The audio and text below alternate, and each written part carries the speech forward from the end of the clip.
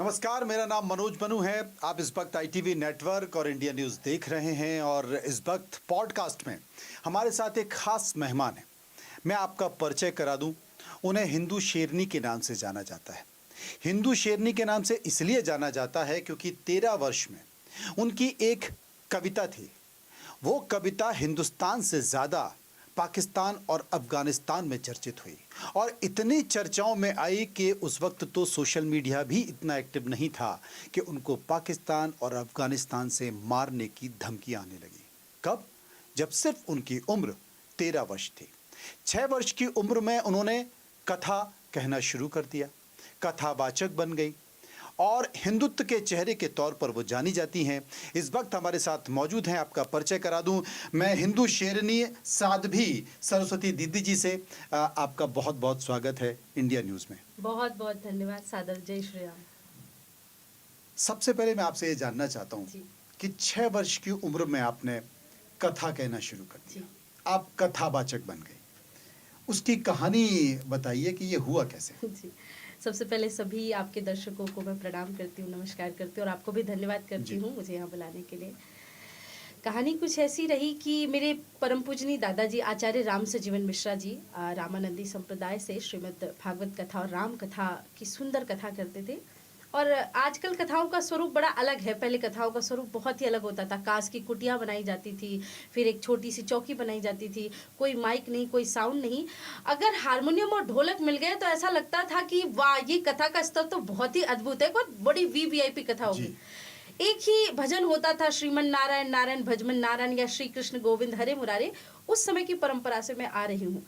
तो जब दादाजी कथा करते थे तो मैं उनके साथ कथाओं में जाती थी, क्योंकि मेरा लोभ ये था कि जब भी कथा विश्राम होगी और दादाजी को दक्षिणा मिलेगी आखिरी में, तो उस दक्षिणा में से 11 रुपए 21 रुपए मुझे भी मिल जाया करेंगे। और मुझे ये बात नहीं पता थी कि 1 2 3 कथाओं से जाने के बाद ही मुझे उस दक्षिणा से ज़्यादा इंटरेस्ट कथा में आ जाएगा। उसके बाद होता ये था कि जब भी दादाजी घर पे रहते थे तो नियम ये होता था कि वो नित्य प्रति कथा सुनाया करते थे और उसके बाद सब लोग अपना भोजन इत्यादि के लिए चले जाते थे। मैं उनको कहती, अब आप व्यासपीठ से उतरिए, अब मैं आपको कथा सुनाऊंगी। तो जो हूबहू वो सुनाते थे वो उनको मैं उस दिन की कथा सुनाती थी। तो उनको ये बात तो समझ में आ गई थी कि कहीं ना कहीं ये जो है ये इसी मार्ग पे चलने वाली है और इनको यही कथा करना है। तो उन्होंने मुझसे हमेशा एक ही बात बोली कि बेटा, एक सूर्य है, एक चांद है और आप कुछ ऐसा करना कि कथावाचकों की दृष्टि से परे होकर के देश धर्म समाज के लिए भी आपका कार्य अवश्य होना चाहिए। समय बीता, मैं कथा करना मैंने प्रारंभ कर दिया, परंतु दुर्भाग्य कुछ ऐसा रहा कि मेरे दादाजी एक ट्रेन एक्सीडेंट में एक्सपायर हो गए। अब जब उनका देवलोक गमन हुआ तो मैं टूट गई। मुझे लगा कि मैं तो बहुत छोटी हूँ। मेरे पिताजी ने सपना सजा रखा है कि इसको डॉक्टर बनाना है, क्योंकि पिताजी डॉक्टर हैं। तो मैंने पिताजी से जिद करी और उनसे एक ही बात बोली कि या तो मुझे कथावाचक बना दीजिए या मैं वृंदावन भाग जाऊंगी। मुझे ये भी नहीं पता कि कौन सी दिशा में है वृंदावन, पर मैं चली जाऊंगी। तो उनको लगा कि ठीक है, थोड़ा सा समय, बच्ची है, इसको ले जाता हूँ, अच्छे स्कूल में डालूंगा, मॉडर्न स्कूल में, वहाँ के बच्चों के साथ रम जाएगी और कथा भी करती रहेगी। करते करते ये हुआ कि पिताजी ही रम गए मेरे साथ। तो वो भी कथाओं में जाने लगे और वातावरण कुछ ऐसा हुआ कि 7 वर्ष की उम्र से 11 वर्ष की उम्र तक कथा करते करते सारे संघ के बड़े बड़े पदाधिकारी, क्योंकि पिताजी भी पहले संघ में बहुत एक्टिव रहे, हमारा पूरा परिवार ही संघ के वातावरण से आता है, तो मुझे वो सभाओं में ले जाने लगे। 12 वर्ष के आते आते उम्र में मैं इतनी ज़्यादा फेमस हो गई कि पिताजी कहने लगे कि बेटा अब क्या करेंगे। तो मैंने कहा कि मुझे तो यही करना है, आपने कुछ और सोच रखा था क्या? मुझे बोले कि मैं तो सोचता था कि 2-4 साल पंडिताई करोगी, क्योंकि हमारे यहाँ की भाषा में ऐसे बोलते, उनको लगता है कि कथा करना मतलब पंडिताई करना। तो मैं सोचती थी कि नहीं। फिर मेरी उम्र हुई 13 वर्ष की और उस समय गुरुजी जन्म शताब्दी वर्ष चल रहा था और गुरुजी जन्म शताब्दी वर्ष में मैंने कविता बोल दी। अब उस समय यूट्यूब वगैरह थोड़ा नया नया ही एक्टिव हुआ था, हर कोई नहीं चलाता था। तो मैं बैंगलोर एयरपोर्ट पे थी और एक व्यक्ति ने मुझे पकड़ा और कहा कि आप बालिका साध्वी सरस्वती हैं? तो मैंने कहा कि हाँ, और मैं बड़ा खुशी से झूम उठी, क्योंकि ऐसे पहले कोई रिकॉग्नाइज किसी को करता नहीं था, क्योंकि सोशल मीडिया था नहीं। मैंने कहा आपको कैसे पता? तो बोले कि मैंने आपका वीडियो देखा है। बोले कहाँ देखा है? बोले अभी भी मेरे पास मेरे लैपटॉप में सेव है, मैं आपको दिखाता हूँ। तो बहुत एरर चल रहा था तो वो दिखाया और इतने में फ्लाइट जाने वाली थी। मैंने देखा, मैं पूरी फ्लाइट में ऐसी थी कि मेरा वीडियो। तो मैंने बैंगलोर में जाके सबसे पहले इंटरनेट कैफे में गई और मैंने सर्च किया साध्वी सरस्वती, तो मेरा वीडियो तो मुझे मिला नहीं। वो पाकिस्तान के धमकियों वाले कम से कम 40-50 वीडियो, कोई मौलवी कुछ बोल रहा है कि ये लड़की का निस्तो नाबूद मिटा देंगे, ऐसा कर देंगे, कोई लड़की बुर्का पहने हुए गुमनाम औरत, पता नहीं क्या क्या ये फालतू की बातें कर रहे थे। ये आपने बड़ा रोचक विषय बताया। आपने बताया कि 13 वर्ष आपकी वो उम्र थी जब आपने एक कविता कही हिंदुस्तान के ऊपर, भारत के ऊपर एक कविता कही, और जब वो कविता कही तो फिर आपको पाकिस्तान से, अफगानिस्तान से धमकियां मिलने लगी कि आपको मारने की धमकियां हैं। एक बार कविता सुनाइए पूरे लय के साथ। बिल्कुल, मैं आपको बस एक वीडियो उसका ये बताऊंगी। वो एक वीडियो उन्होंने जब डाला, उसमें मेरा कार्यक्रम था वहां पे, और मैं क्योंकि बच्ची थी छोटी सी, थोड़ा सा मैं भी डर गई कि उसमें लगभग बहुत सारे काले लिबास में लपेटे हुए लोग धड़ाधड़ गोलियां चला रहे थे, और नीचे टाइटल बना हुआ था कि साध्वी बालिका Saraswati you must watch before you speak. तो पिताजी डर गए। पिताजी ने कहा कि नहीं करना है यहाँ कार्यक्रम। मैंने कहा मैं तो आज ही बैंगलोर में ये कविता फिर से सुनाऊंगी, क्योंकि मैं बचपन से थोड़ी जिद्दी भी थी। तो वो कविता जो मैंने छिंदवाड़ा में बोली थी वो तो चर्चा में आई ही, लेकिन जब मैंने वो कविता बैंगलोर में राष्ट्रीय स्वयंसेवक संघ के ही एक मंच पे जब बोली तो वो कविता और ज़्यादा वायरल हुई। उसी कविता को अभी सबसे ज़्यादा यूट्यूब में देखा जाता है, और आप कह रहे हैं तो मैं उसकी 2 लाइनें सुनाती हूँ और आपको समझ में भी आ जाएगा। 2 लाइनें क्या, सारी लाइनें? तो कविता कुछ ऐसी थी कि उस समय जब देश में वातावरण चल रहा था, क्योंकि मैं छिंदवाड़ा से ज़्यादा बिलोंग करती हूँ, मेरी कर्म भूमि रही है, तो हमने देखा कि छिंदवाड़ा में माता जगदम्बा पे मांस के टुकड़े फेंके जाते थे, कश्मीर की केसर की क्यारियों में बारूदी सुरंगें फोड़ी जाती थी, कभी संसद भवन पे हमला होता था। हमारे भारत का कोई कोना सुरक्षित नहीं था, और हमें बुजदिल, कायर, काफिर, पता नहीं किन किन नामों से पुकारा जाता था। और बचपन से ही मेरी जो मानसिकता थी वो हिंदुत्व, धर्म, राष्ट्र, समाज के लिए समर्पित थी। तो मैंने मंच से उन गीदड़ों को, पाकिस्तानियों को और आतंकवादियों को चिल्लाते हुए ये बात बोली थी कि हम डरते नहीं अड़बम्बों से, विस्फोटक जलपोतों से, हम डरते हैं ताशकंद, शिमला जैसे समझौतों से। सियार भेड़िए से डर सकती सिंहों की औलाद नहीं, भरत वंश के इस पानी की है तुमको पहचान नहीं। आइटम बम बना करके तुम किस्मत पर भूल गए, 65, 71 और 99 के युद्धों को शायद भूल गए। तुम याद करो अब्दुल हमीद ने पेटेंट टैग जला डाला, हिंदुस्तानी नेटो ने अमेरिकी जेट जला डाला। तुम याद करो गाजी का बेड़ा झटके में ही डुबा दिया, ढाका के जनरल नियाजी को दूध छटी का पिला दिया। तुम याद करो 90,000 उन बंदी पाक जवानों को। तुम याद करो शिमला समझौता, इंदिरा के एहसानों को। और अब की जंग छिड़ी तो सुन ले, नाम निशान नहीं होगा, कश्मीर तो होगा लेकिन पाकिस्तान नहीं होगा। लाल कर दिया लहू से तुमने श्रीनगर की घाटी को, किस गफलत पे छेड़ रहे तुम सोई हल्दी घाटी को। जहर पिलाकर मजहब का इन कश्मीरी परवानों को भय और लालच दे करके तुम भेज रहे नादानों को। खुले प्रशिक्षण, खुले शस्त्र है, खुली हुई शैतानी है, सारी दुनिया जान चुकी ये हरकत पाकिस्तानी है। बहुत हो चुकी मक्कारी, बस बहुत हो चुका हस्तक्षेप, समझा दो उनको वरना भभक उठेगा पूरा देश। देश अगर हो गया खड़ा तो त्राही त्राही मच जाएगी, पाकिस्तान के हर कोने में महाप्रलय आ जाएगी। क्या होगा अंजाम तुम्हें इसका अनुमान नहीं होगा। कश्मीर तो होगा लेकिन पाकिस्तान नहीं होगा। और मेरी कुछ और जो पसंदीदा लाइनें थी, शायद जिसको सुन करके पाकिस्तान की छाती में सांप लौटा था कि ये आवाक्स, ये एटम बम पर हिम्मत कौन दिखाएगा। अरे इन्हें चलाने को क्या बोलो, बाप तुम्हारा आएगा। अरे अब की चिंता मत कर, चेहरे का खोल बदल देंगे। इतिहास की क्या हस्ती है, पूरा भूगोल बदल देंगे। धारा हर मोड़ बदल के लाहौर से गुजरेगी गंगा, इस्लामाबाद की छाती पे लहराएगा भारत का झंडा। रावलपिंडी और कराची तक सब कुछ गारत हो जाएगा। सिंधु नदी के आर पार पूरा भारत हो जाएगा। और फिर सदियों सदियों तक जिन्ना जैसा शैतान नहीं होगा। कश्मीर तो होगा लेकिन पाकिस्तान नहीं होगा। बहुत बढ़िया कविता थी आपकी। और सबसे बड़ी बात है कि कविता के साथ साथ आपकी कथाएं भी बहुत चर्चाओं में हैं। अभी आप वृंदावन में एक कथा कर रही हैं, और इस कथा की खूबी ये है क्योंकि पितृपक्ष चल रहे हैं, और पितृपक्ष में जो ऑपरेशन सिंदूर और पहलगांव में जो लोग मारे गए हैं उनके मोक्ष की प्राप्ति के लिए, उनके तर्पण के लिए आप ये कर रहे हैं। ये ख्याल कहाँ से आया? मनोज जी, मैं एक बात आपसे कहती हूँ कि मेरा जो पूरा बचपन रहा है, मैंने जैसे आपको बताया कि भागवत कथा, राम कथा, क्योंकि मैं एक कृष्ण भक्त हूँ तो मेरे अंदर भक्ति और शक्ति दोनों का बड़ा समावेश है। आपने मुझे अभी ऐसे देखा तो ऐसा लगता है कि हाँ सही नाम है, हिंदू शेरनी, लेकिन जब आप मुझे व्यासपीठ पे देखेंगे तो आपको लगेगा कि ये तो वो कविता बोल ही नहीं सकती, इनके अंदर इतनी भक्ति है, इतनी ममता है, इतना प्रेम है। मेरे मन में जो सबसे ज़्यादा प्रेम और भाव है वो सैनिकों के लिए है। उसके पीछे का एक कारण है कि हम हमारी त्योहार, हमारी खुशियाँ, हमारे तिथि, हमारे सारे फेस्टिवल बड़े प्यार से मनाते हैं। पर किसकी वजह से? अगर आज हमारा सैनिक सेना पे तैनात ना हो, वहाँ खड़ा ना हो, हमारी सुरक्षा के लिए मरे जिए ना, तो हम इतनी खुशियाँ मना नहीं पाएंगे। आज मैं दिल्ली के ट्रैफिक से निकलते हुए यहाँ पे आ रही थी, देख रही थी कोई फ़ोन पे बात कर रहा है, कोई गाड़ी चला रहा है, कोई इधर जा रहा है, कोई इधर जा रहा है, कोई आइसक्रीम खा रहा है, कोई हंस रहा है। ये सब चीज़ें देखते देखते मेरे मन में, दिमाग में ये बात ये आ रही थी कि क्या वास्तविकता में बांग्लादेश में भी लोग इसी तरह से इतना सुरक्षित महसूस कर रहे होंगे, या अफगानिस्तान या ऐसी पाकिस्तान के बॉर्डर्स में भी लोग ऐसे सुरक्षित महसूस हो रहे होंगे? नहीं। उसके पीछे का कारण ये है कि हमारे देश की सेना बल हमें इतना बड़ा आश्वासन देती है, वो हमारे लिए इतना कार्य करती है, तो हमने इस बार सोचा कि वो हमारे लिए इतना करते हैं तो हम भी तो उनके लिए कुछ करें। तो हम हर वर्ष पितृपक्ष में कोई ना कोई कथा करते हैं। हमारे यजमान होते हैं, वो कोई अपने पिता के मोक्ष के नाम पे, कोई अपने माता जी के लिए, बड़े प्राइवेट कथाएं होती हैं। इस बार हमने कहा कि हम गया जी में कथा नहीं करेंगे, क्योंकि एक छोटी सी कहानी आपको सुनाती हूँ कि वृंदावन धाम को लेकर के शिकायत लेकर के प्रयागराज, क्योंकि प्रयागराज तीर्थों के राजा हैं, तो भगवान के पास गया और भगवान से कहने लगे, भगवान पूरी दुनिया मुझे कर देती, पूरे तीर्थ मुझे कर देते, क्योंकि मैं राजा हूँ, बस एक छोटा सा वृंदावन कभी कर देने नहीं आता, तो मेरा रिजाइन लेटर ले लीजिए आप।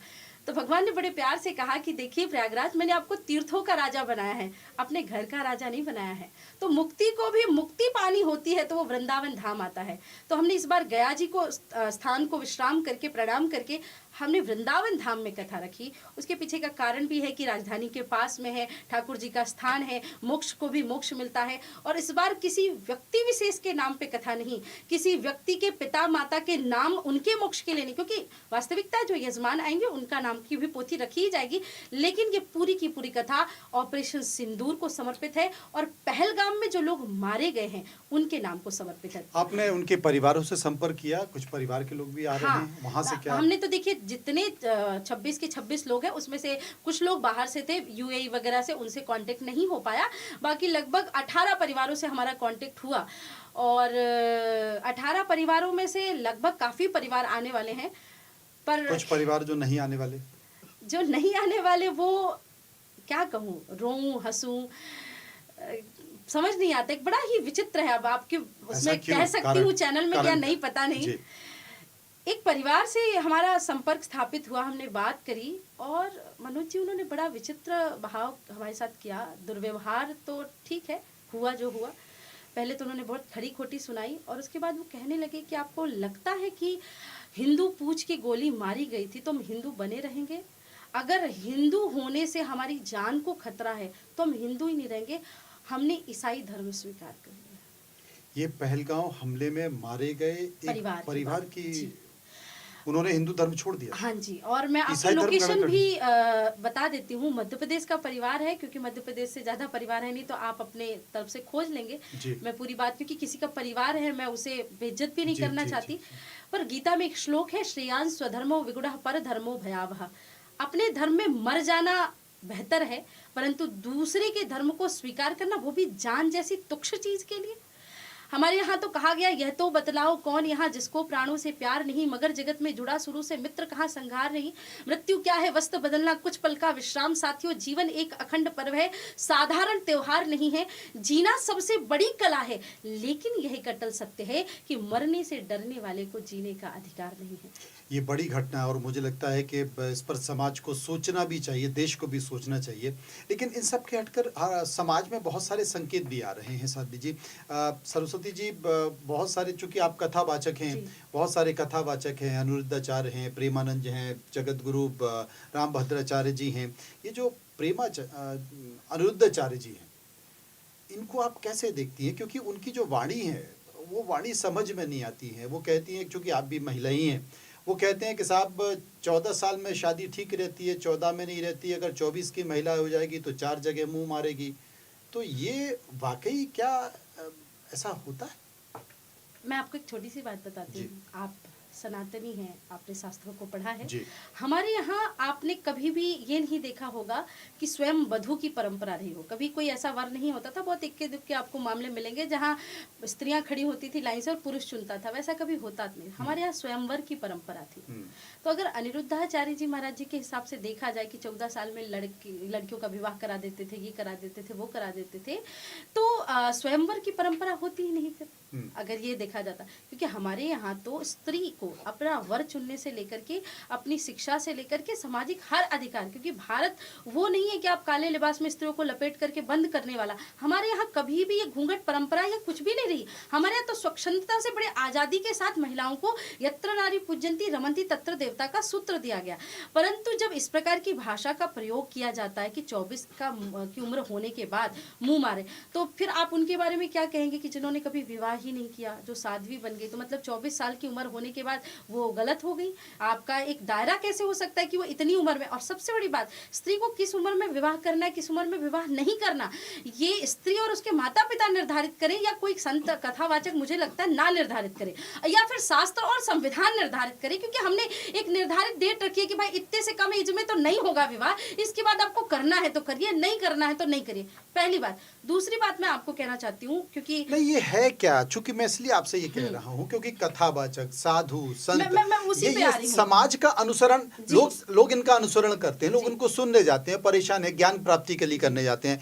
अब वो 4 जगह मुंह मारने की बात कर रहे हैं। कहते लड़कियां कुत्तों से मुंह चटवाती हैं। वो कहते हैं आजकल के युवा जो है इसलिए कमजोर पैदा हो रहे हैं क्योंकि वो बीरे पानी की तरह बहा रहे हैं, वो ब्रह्मचर्य का पालन नहीं कर रहे हैं। ये क्या है? ये किसी कथावाचक के लिए, सम्मान के लिए, ये क्या ये ठीक है? मुझे ऐसा लगता है कि आजकल समाज का हर वर्ग सोशल मीडिया से इतना इन्फ्लुएंस हो चुका है, इतना ज़्यादा इन्फ्लुएंस हो चुका है, चाहे वो कथावाचक हो, चाहे वो एक्टर एक्ट्रेसेस हो, या मुझे तो आजकल हर तरह से, किसान से लेकर हर जगह सब लोग रील के चक्कर में और फेमस होने के चक्कर में और सो कॉल अपने आप को बड़ा वो दिखाने के चक्कर में कि हम तो बड़े ज़्यादा ग्रेट हैं और ये हैं। हुआ क्या कि उन्होंने 2-4 मजाक वाली बातें करी, लोगों ने उसको सोशल मीडिया में फेमस कर दिया, मीम्स बन गए। और मुझे ऐसा लगता है क्योंकि वो तो कथा ही करते हैं और मैं उनसे मिली भी हूँ 1-2 बार, तो सहज जीवन में वो मुझे बड़े सहज दिखते हैं। मुझे लगता नहीं कि वो ऐसा कुछ करते होंगे, पर पता नहीं कौन उनकी स्क्रिप्टिंग कर रहा है, कौन ऐसी उनको बातें लिख के दे रहा है कि महाराज जी अब एक काम करो, आप ये बोलो, इसको बोल करके आप चर्चा में आ जाएंगे, आप ये आपको ऐसा लगता है कि ये सब बोल के हम बड़े कूल लगते हैं, पर हम वास्तविकता में बताते कि हम मूर्ख दिखते हैं। हम ऐसा बोल करके अपनी पत्नी, अपनी माँ, अपनी बहन, उनके गौरव को भी कम करते हैं। तो चाहे वो कथावाचक हो या कोई भी व्यक्ति हो, उसको अपनी मर्यादा का ख्याल रखना ही चाहिए। और दूसरी बात मैं आपको बोलती हूँ, जैसे आपने कहा कि कथावाचक समाज का आईना होता है, निश्चित रूप से होता है। हमें देख करके लोग अपना डिप्रेशन भूलते हैं, हमें देख करके लोग अपनी बड़ी बड़ी तकलीफ को, बड़े बड़े तनाव को भूल जाते हैं। उनको ऐसा लगता है कि हम कथा में आए तो कुछ अच्छा सीख करके जाएंगे। तो ये क्या सीख के जा रहे हैं कि स्त्री को ये करना चाहिए, पुरुष को ये करना चाहिए, ऐसे खाना खाना चाहिए, ऐसे पीना चाहिए, ऐसे कपड़े पहनना चाहिए, ऐसे ये करना चाहिए। मैं कहती हूँ ये विषय 5-10 मिनट का हो तो ठीक है, उसके बाद कथा भी तो सुनाइए। मैं भागवत कथा के 5000 से ज्यादा श्लोकों को जानती हूँ, लेकिन आजकल मुझे पता है कि लोगों को वो दृष्टि में नहीं समझ में आएगा। तो मैं पूरी कथा ऐसे संस्कृतबद्ध नहीं सुनाती हूँ, मैं लोगों को अच्छे तरीके से, लेकिन मैं कथा भी सुनाती हूँ। अगर मैं पूरा दिन यही करती रहूँ कि स्त्री इतने छोटे कपड़े पहन लेगी तो ऐसा हो जाएगा, ये कर लेगी तो वैसा हो जाएगा, वो कर लेगी तो ऐसा, मैं हिंदुत्व के लिए भी बोलती हूँ, लेकिन मतलब वो कथा के अलावा सब कुछ कर रहे हैं। मुझे ऐसा लगता है कथा नहीं सुना रहे, व्यथा सुना रहे हैं, व्यथा सुना रहे हैं। और व्यथा भी अगर पॉजिटिव व्यथा होती, जो मुझे ऐसा लगता है कि देश धर्म समाज के लिए हम लोग व्यथा सुना रहे हैं, तो वो भी बढ़िया होता। वो बिल्कुल टाइम पास चाची वाली कथा सुना रहे कि आओ बहन चुगली करे, क्षमा करिएगा, लेकिन मुझे बहुत बुरा लगता है। मैं अगर वो मेरी बात सुन रहे हैं, मतलब चुगली खेल रहे हैं वो, यही तो है। अब आप मुझे, मैं उनके बहुत सारे वीडियोस देखती हूँ, लोग मुझे भेजते हैं और मुझे कई बार बहुत इंसल्टिंग भी फील होता है, क्योंकि जब वो कथावाचक, मैं कथावाचक हूँ, बट ऑब्वियस है वो कथावाचक के नीचे जब लिखा रहता है कि एक पहले गुरुजी जो हमारे साथ नर्क में जाएंगे, आपने देखा होगा, और वो कोई रो रही है महिला और आप उनके साथ मिमिक्री करके रो रहे हैं, ये अशोभनीय लगता है। आपको ऐसा लगता है कि बहुत मजाकिया अंदाज, ये बड़ा वो है। अगर आप अपने इमोशंस में नहीं रहते हैं, आप हृदयवादी नहीं रहते हैं, तो समाज आपको एक्सेप्ट नहीं करेगा, क्योंकि पूरी भागवत कथा जो है वो एक प्रेम का विषय, भगवान कृष्ण के 24 अवतारों की कथा है। एक अज्ञानी व्यक्ति जाए तो जाए कहाँ? देखिए, प्रेमानंद महाराज, जगत गुरु, शंकराचार्य सब एक दूसरे को आईना दिखा रहे हैं। अब एक निरही प्राणी जी, एक अज्ञानी व्यक्ति कहाँ जाए? देखिए, मैं बस इतना कहना चाहती हूँ, मैं तीनों से बहुत प्रेम पूर्वक उनका सम्मान करती हूँ, जी। बहुत मानती भी हूँ। अभिमुक्तेश्वरानंद जी कभी कभी अभी अभी वो शंकराचार्य जी के पद पर हैं। अब लोग मानते हैं नहीं मानते उनको शंकराचार्य जी, वो उनका विषय कोर्ट और संत महात्मा अखाड़े वो जी। जाने, हम उस पे नहीं जाएंगे। परंतु वो कभी कभी बयान के लिए भी कुछ कुछ बातें वो भी बोलते हैं। पूज्य जगत गुरु जी से मैं कई बार मिली हूँ, तो वो मुझे बड़ा स्नेह भी करते, प्रेम भी करते हैं, पर हर बार डांटते हैं किसी ना किसी चीज़ के लिए कि ये चौपाई सुना दो, फिर वो उसका ठीक करते हैं कि कैसा है।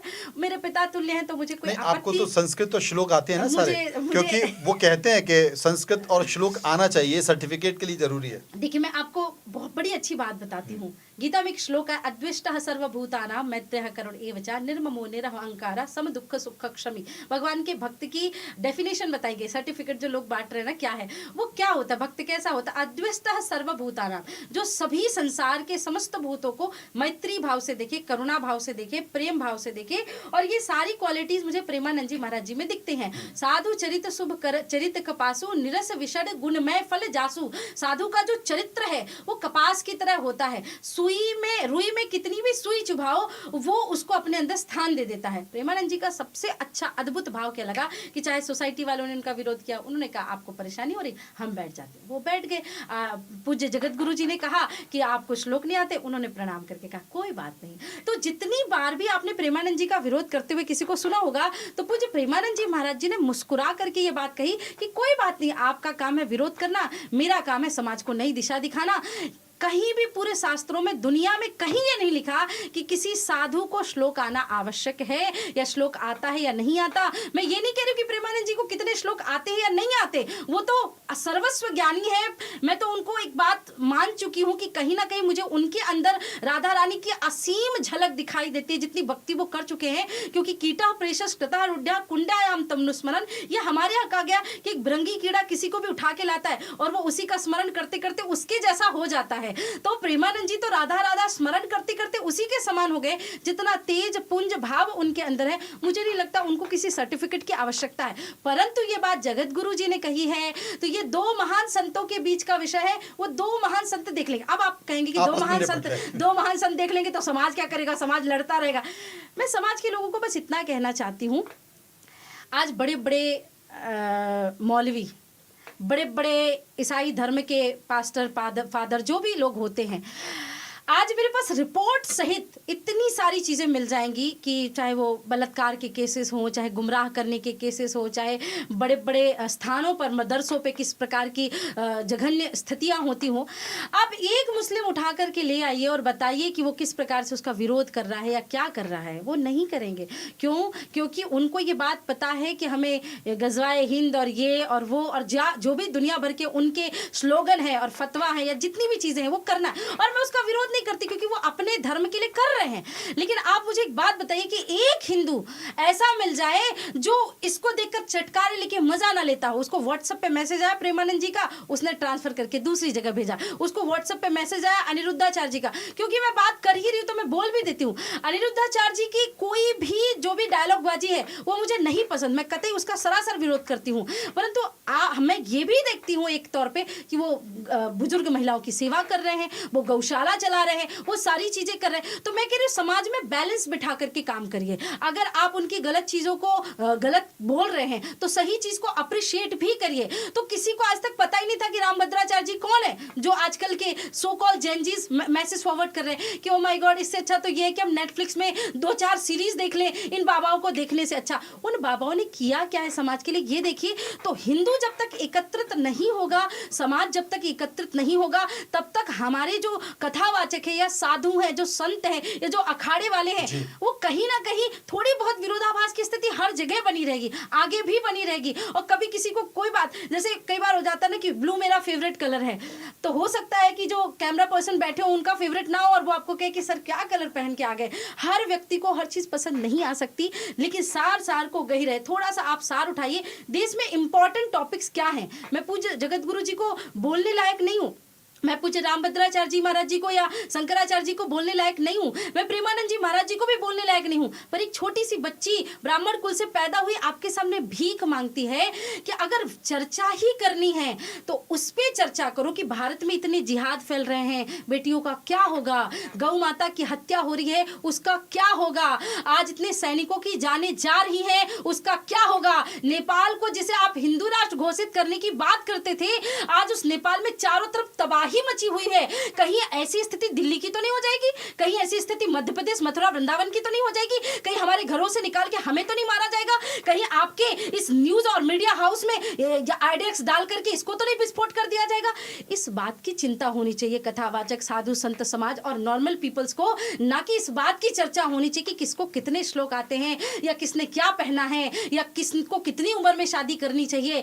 ये सब बहुत छोटी छोटी प्रॉब्लम्स है और माँ बाप ने अगर संस्कार दे दिए तो ये चीजें अपने आप सॉल्व हो जाएंगी। आप देश धर्म के मुद्दों पे बात करिए। मतलब आपने साधु संत और कथावाचकों को एक तरह से स्मरण करने के लिए भी कहा है कि आप रील में नहीं बल्कि रियल में जीजिए। आपका बहुत बहुत शुक्रिया। आप एक अच्छा काम करने जा रही हैं, शहीदों के लिए तर्पण करने जा रही हैं, कथा करने जा रही हैं। आपको बहुत सारी शुभकामनाएं। बहुत धन्यवाद मनोज जी। मैं 2 मिनट बस और लूंगी आपका।